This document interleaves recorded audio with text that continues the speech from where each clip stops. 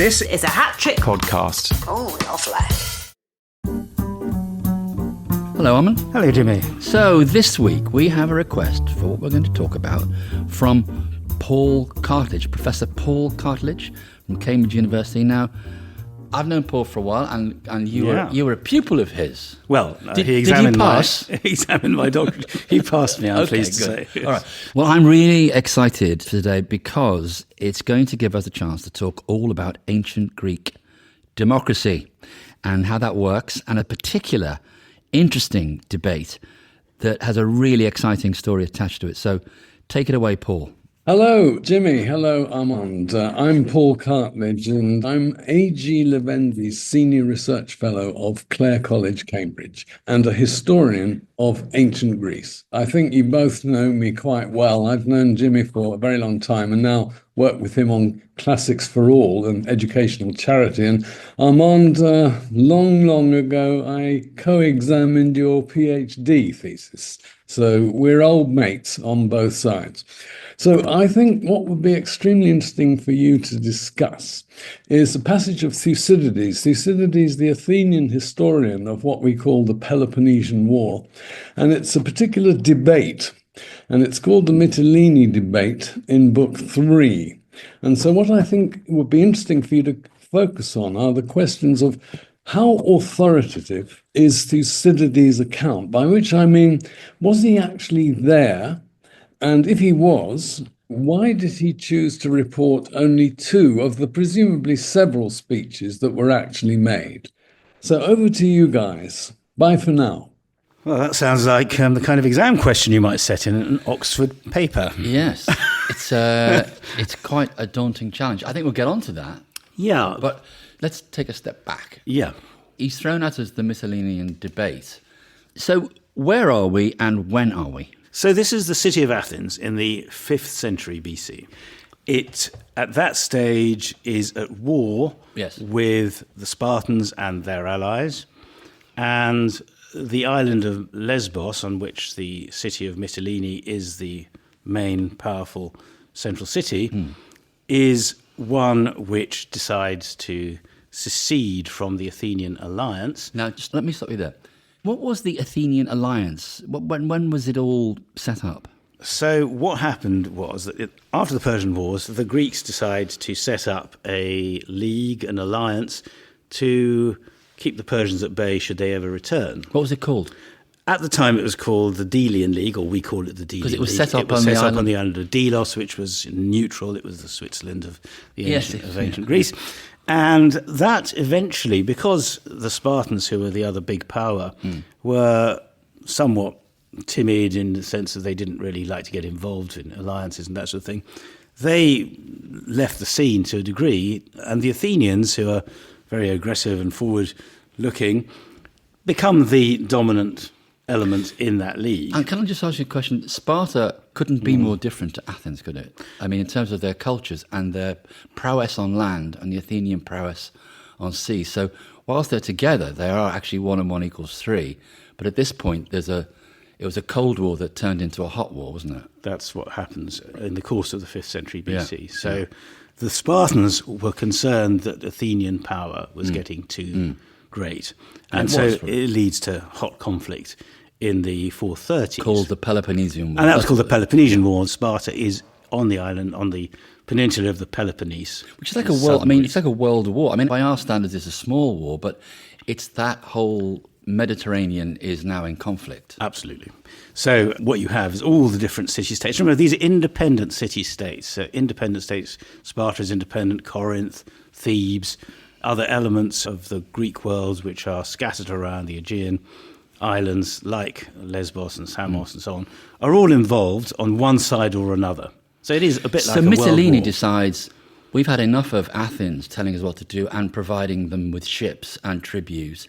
We want to secede from the Delian League. Are Mytilene a democracy like Athens, or are they a different setup? Are they an oligarchy? So we're talking about Athenian democracy, which is a very unusual constitutional setup.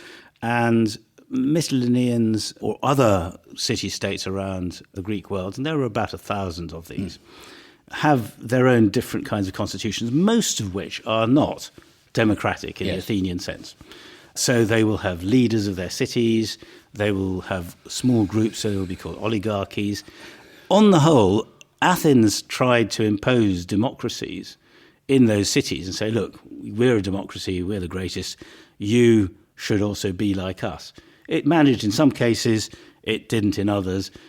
Those who were democratic tended to side with Athens, those who were more oligarchic tended to go on the other side. Can you just explain what oligarchy originally meant? Because it obviously might mean something different these days. When we talk about oligarchy in the ancient Athenian context, what we're talking about is essentially something that is opposed to the democracy, because demokratia is the power or control of the demos. Lots of people. That's right. And the crassy bit is the rule, isn't it? It's the rule. So aristocracy. Yes. Or ochlocracy. Or kleptocracy. Like Russia and maybe in America now. Yes. There we go. Oligarchy is the arche, the rule of the oligoi, which means the few. The few. So all oligarchy really means the few people who are at the top of the tree in Athenian society are in charge of government. Because these days there is a kind of pejorative patina to it where you say, oh, they're oligarchs. There's something quite nefarious about this. But in those days it was just a neutral description of a way of governing. Yes, I mean neutral, except that from a democratic Well, it depends if you're a Democrat or not. Yeah, they thought that oligarchia was a bad thing because it meant that the few are ruling in their own interest as opposed to in the interest of... So it's pretty similar to the way it is now. Except that I think there's... today, when we talk about oligarchs, we think of billionaires. Yes. And although the oligoi, the few in Athens, would have been equivalent to billionaires, one isn't thinking of them so much in terms of their financial or economic status as in terms of their political power. So describe to us how the Athenians, because we kind of project onto Athens, it gave birth to democracy. But their democracy was a bit different to the one... Very, very different. So, I mean, look, where was democracy born? When was it born? Okay, this is what is generally believed, that there was a tyranny in Athens. So it was run by the so-called Pisistrates. Pisistratus was a tyrant in the 6th century BC. His sons inherited his tyranny, Hipparchus and Hippias. Hipparchus was killed, and then Hippias became very tyrannical and eventually had to be expelled by the Athenians. He went off actually to Persia in 510 BC. Then there's a kind of 3-year interregnum where Athens is without a leader, but it has all these powerful aristocratic clans, 2 of which then decide they want to try and become dominant. One of them is led by a man called Isagoras, the other by Cleisthenes. And famously, Cleisthenes decides to bring the people, the demos, onto his side. This is what we're told by an ancient source. And as a result, he wins out. But he does this in a very clever way. He says, I will reform the way Athens is run. So it has 4 tribes. He says, we're going to turn this into 10 tribes. Those 10 tribes will not have sort of clan loyalties like the old ones. There'll be some elements of those from the city, some from the shore, some from the inland areas. So he actually divides up Athens into 10 sections. Like cantons? Yes, cutting across traditional clan loyalties. And these then become the 10 tribes of Athens, or of Attica. And so he then says, we are going to be equal under the law. So he doesn't use the word democracy at this stage. We don't get that. What we get then is a new constitution set up by Cleisthenes in which you have equality under the law. So that's the crucial thing, that the male adult citizens are equal under the law. So no women are voting. So no women, I'm afraid, and no slaves. And there are a big slave population in all these Greek cities. So it's a minority democracy, really.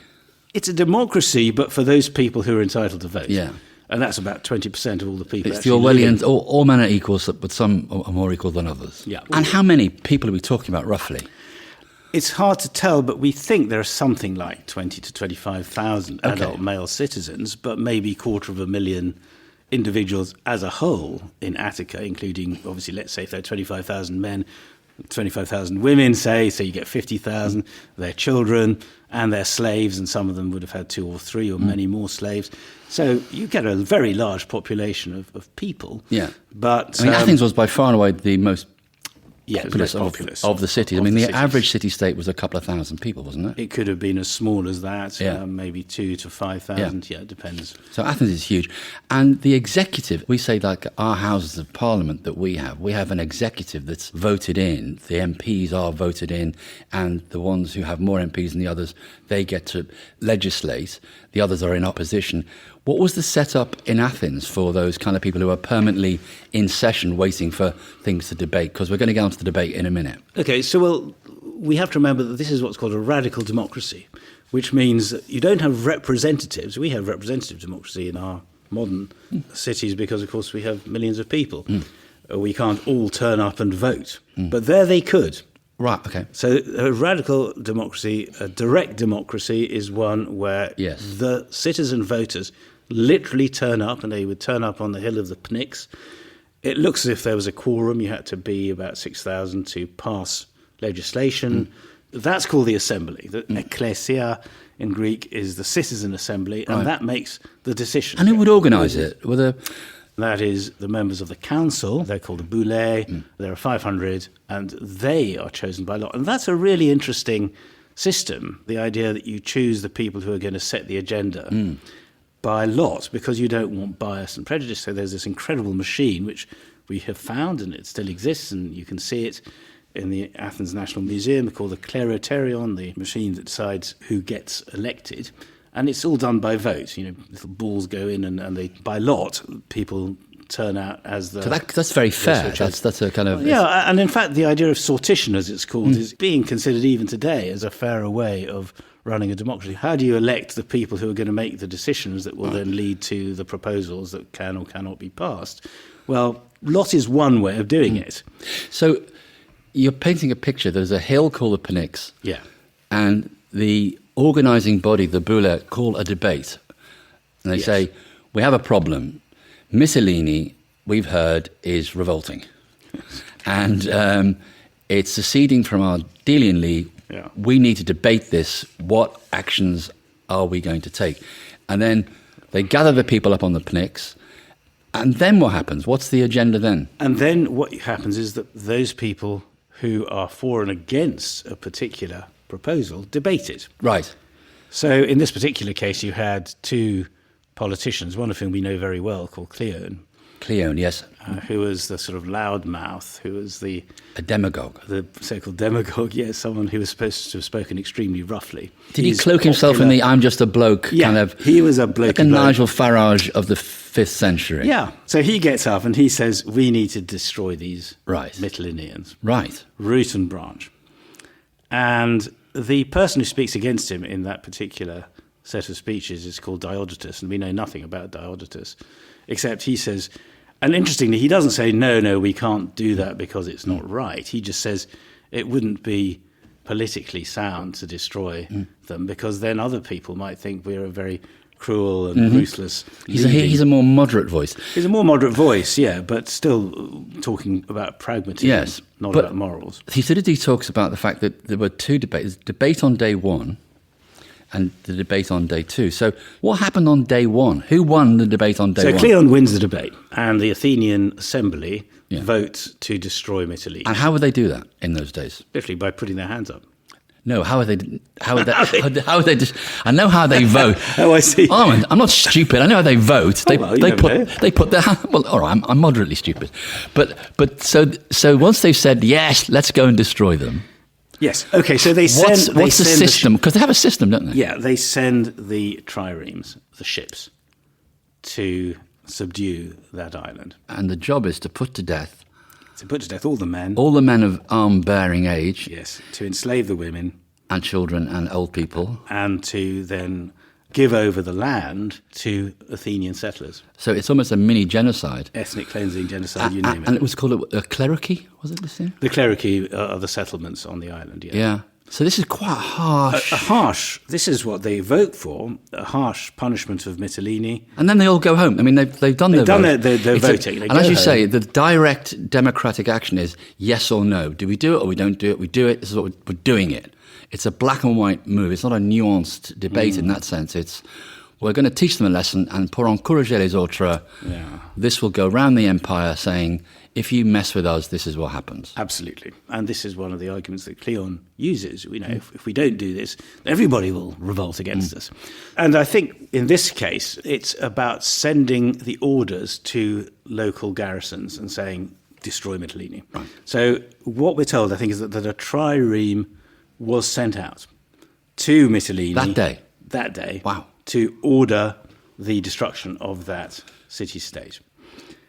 But the Athenians sleep on it and they think, oh my God, maybe this is not the right thing to do.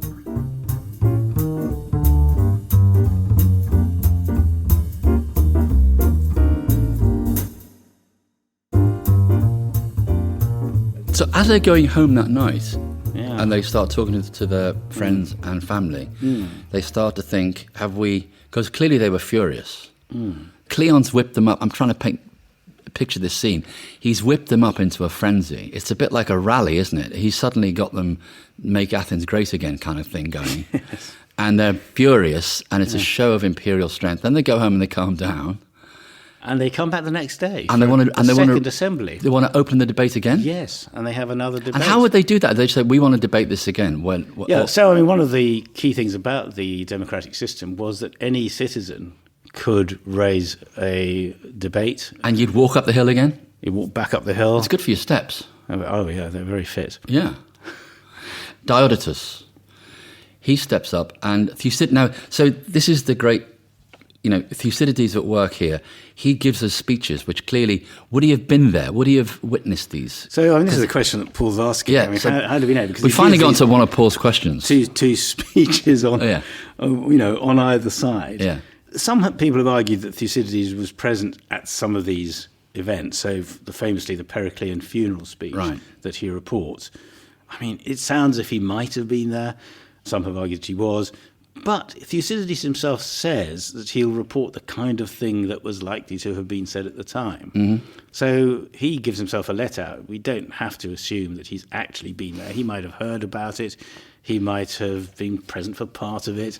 In this particular case, I think what Paul's getting at is that the debate is given to us on both sides of the debate. We have Cleon's speech, we have Diodotus's, and it's more formal than you might expect in an actual assembly. It's not something that would have happened simply like that in such a neat fashion. So it's as if Thucydides is saying, well, here are the two sides that would have been argued. Cleon for complete destruction, Diodotus for some clemency. Though, I mean, in fact, the clemency that he argues for is not total, the punishment was still execute the leaders of the revolt, but not 1,000 of them. But not eradicate the whole... Not eradicate the whole city, but dismantle their walls, confiscate their fleet, take control of the island. And Cleon makes a point, doesn't he, about, it's important to make decisions, even bad decisions. You stick with them. You kind of, to use a modern expression, you double down. So that was Cleon's response. He said, look, we can't vacillate. Because the ship's gone now. The ship's gone. We can't, anyway. If we change our minds, we'll look weak. Well, that's what he was... We double down. We just keep on going. Yeah. Right. But the Athenians, at that stage, decided that they did want to change their mind. They vote for Diodotus's And Diodotus proposal. he has a very clever rhetorical technique, because doesn't he say, I'm not here to talk about whether, we show pity or mercy or justice. And by saying he's not going to talk about it, of course, he's now talking about it. So he plants those ideals, which were in some way quite close to the Athenian heart still. Oh, very much so, I think. Yeah. The whole thing about xenia and being hospitable, and there was a kind of spirituality to that. And so they then decide to do what? This is why, when I first came across this when I was a student, it was such an exciting kind of story. This is a tremendously exciting story. You think, story. oh my God, what have they done now? And then what do they do? Because this is the extraordinary thing. So they have to send out a second ship, a trireme, to try and overtake the first one and make sure it doesn't get to the island and order the destruction of it before that order can be countermanded. Yes. And so they've got to row a lot more quickly. They have to row basically 24 hours a day. They have to, have the resources and the food. I'm imagining a scene where the first one is going, is that one of our boats? God, they're going quick. Oh, my God, they're going quickly. And they pull up alongside going, no, stop. Stop. That's exactly what happens. Don't kill anybody. It's all off. That's exactly what happens. They get there just in time, apparently. Or at least that's how Thucydides tells the story. They get there just in time. A governor's reprieve. Yeah. Wow. Say, no, we changed our mind. The assembly changed its mind. And so the Mytileneans, well... You know, the irony of it is you think, oh, hooray, they've been saved. But of course they haven't been saved. There's still been 1,000 men executed and all sorts of horrible things happen to them. I can't help thinking about Brexit. I can't help thinking at this point that the whole direct democracy, the referendum. Yeah. A referendum is that you ask a yes and no question about a much more complex matter, and you end up with an answer which is basically, a lot of people now have buyer's regret around that. Well, yes, but I also think that the problem is that you have a largely, often quite uninformed voting body making decisions. And this was something that philosophers like Plato he didn't like democracy, did he? He didn't like democracy for that reason. These people don't really know what they're voting for, and it's easy to whip them up. So if you're a good orator, you can get people to vote for X or Y. They don't really have any understanding of the deeper issues. But you might be an unscrupulous orator and get up and ask them to vote for something such as the destruction of a city-state, and they'll just vote for it because they're whipped up by you. But the democratic system is a system whereby politicians are not bribing, but they are cajoling and they're appealing and manipulating and constantly aware that they need to remain popular with the people who are voting them into power. Yes, so if you come up with one very popular idea, it's possible that people will vote for you, though there are lots of other things that you stand for that they don't really want. Which I think you do see in America right now. Well, I think that's what's happening, Make America Great Again, for example. Everybody wants to do that, so you vote for the person who at the moment seems to be making America far from great again. And yet what we're seeing now is that they have this system of town halls where the congressmen and the congresswomen go back to their constituents and have these town hall sessions where they're accountable. And the advice now from the upper echelons of the Republican Party is to stop having them because the kickback they're getting a real kind of reaction now. They're standing up and be accountable for what's happening. And people are screaming at them. People who voted for them are actually screaming at them saying, we don't want Social Security cut. We don't want Elon Musk going around with a chainsaw cutting away all these different pillars of our democracy. It is be careful what you wish for. Yes. But his banner, the Make America Great Again, and Cleone, similarly, is... Yes. We I do think Athens. of him as a kind of Cleone, yes. But this is fascinating, isn't it? That Cleone to Trump, there is a direct line. Yes. And Farage, and all of them, these are demagogues, and they're not stupid people. Yeah, but let me just pick you up on one thing, which is this idea of accountability. Yeah. Because that was something that was baked into the ancient democratic system. You had to be reviewed after your term of office. So there was some check on what officials and those in power did. And that was seen as to be a very important administrative aspect of the democratic system. But another very unusual check on the possibility that someone would become too powerful was something called ostracism. Explain that. So this was a mechanism whereby if the demos thought that an individual was becoming too powerful and dangerous, they could arrange for a vote which meant that you could put that person's name on a pot shard, which is called an ostracon in Greek. It's a little tiny bit of pottery. Basically, you smash bits of pottery and you have these little shards of pottery. And these are given out and you write a name on it to say this person should be ostracized. That's where we get the word from. That's where we get the word from. And if you had a sufficient number, and I think it was meant to be 6,000 of these counted, then that person would be sent into exile for 10 years. And we know this happened to a few politicians. Famously, one of Pericles' opponents, a man called Thucydides, like the historian, but actually Thucydides, son of Milesias, was his conservative opponent in the 430s. And people thought he's getting too powerful, and they ostracized him. So you then have to go from Athens to another city-state for 10 years. You're not allowed to return. A very clever idea. But was it fair? I mean, isn't it open to... I mean, we've seen recently in Turkey, you've seen the mayor of Istanbul being imprisoned on so-called corruption charges, but it just so happens he's also the main opponent to Erdogan. I mean, isn't it a system that's open to... It is totally open to corruption, and the great thing is that a lot of these ostraca have been found. Oh, and guess with what? names on it? With names on them, such as Themistocles, such as Thucydides, and guess what? A lot of the writing is the same.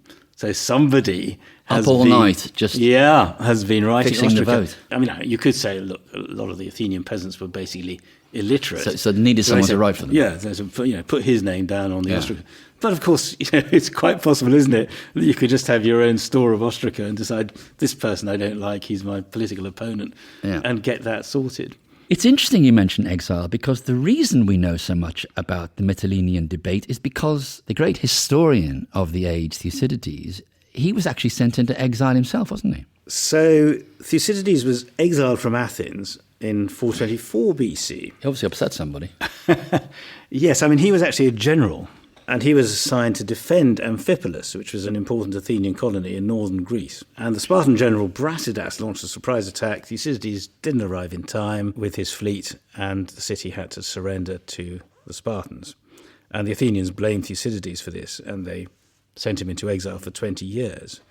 So thank goodness for that, because during his banishment, he was able to travel throughout Greece, including the territories controlled by the Peloponnesians, and get a lot of information from both sides of the conflict to write this extraordinary history of the Peloponnesian War. Because he has another very famous tract in his history, it's called the Melian Dialogue, where that was another similar incident to the Mytilene incident, but they don't behave as well, do they? They carry out They really do, but that's later on in the course of the Peloponnesian War. Yeah. Melians, again, they had been neutral.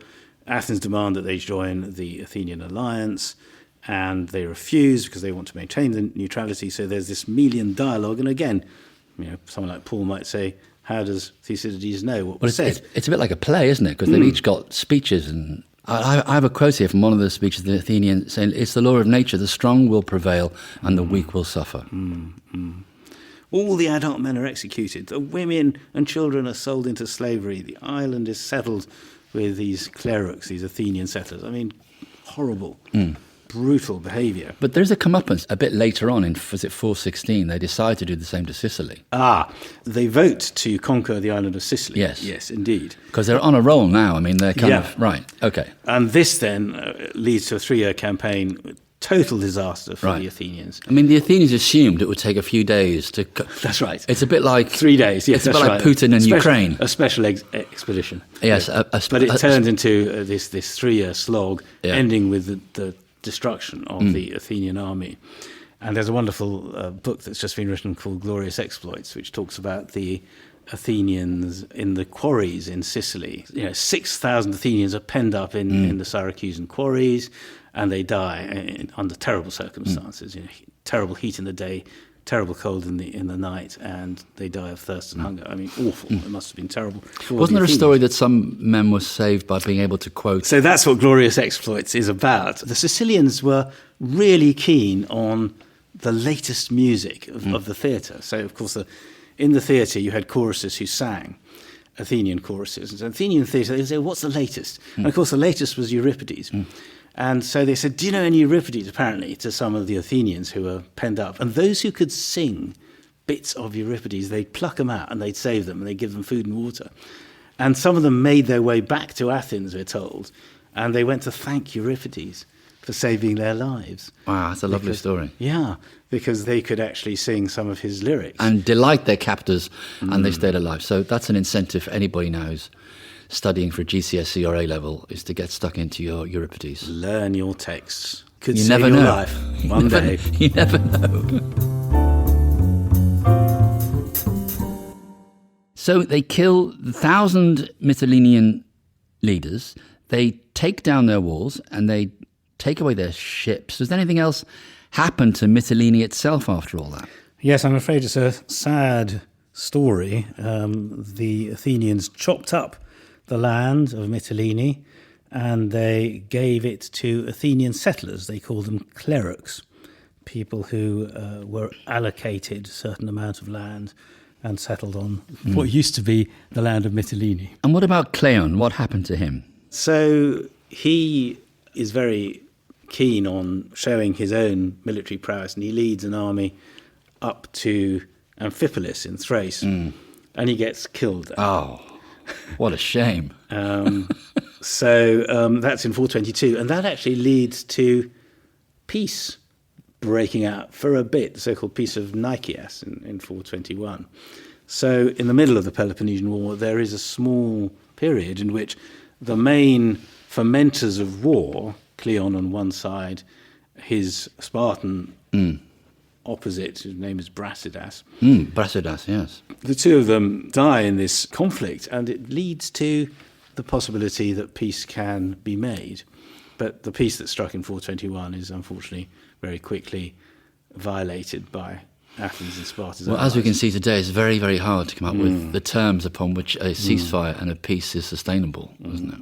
It relies on both parties actually adhering to those agreements. Yes, and if there are lots of people involved, as there were lots of different city-states, then you might decide there's a peace between Athens and Sparta, but then Corinth and Corcyra and all these other places might still be fighting their own local battles. Well, Armand, thank you. This has been another fantastic series, sitting here with you, learning all about the ancient world. So do you think when Paul Cartledge hears this, he'll give us an A or a B plus? He's a very, very sharp examiner. I'm sure he has lots of ideas. He's actually written about Mytilene Debate and whether or not Thucydides was present. So everybody needs to go out and read his paper on that. Okay, all right. It's All Greek and Latin to Me is presented by Armand and Jimmy Mulville. The producer is Diggory Waite, and the executive producer is Claire Broughton. It's All Greek and Latin to Me is a hat-trick podcast. Hi everyone, I just wanted to give a mention to Classics for All. Classics for All is a charity, and what we want to do is provide access to the classics to as many state school pupils as possible, alongside training teachers who don't actually have to have any previous training in the subject. They hope that they make classics a sustainable part of the school curriculum. If you want to find out more about this fantastic charity, go to the website. It's www.classicsforall.org.uk.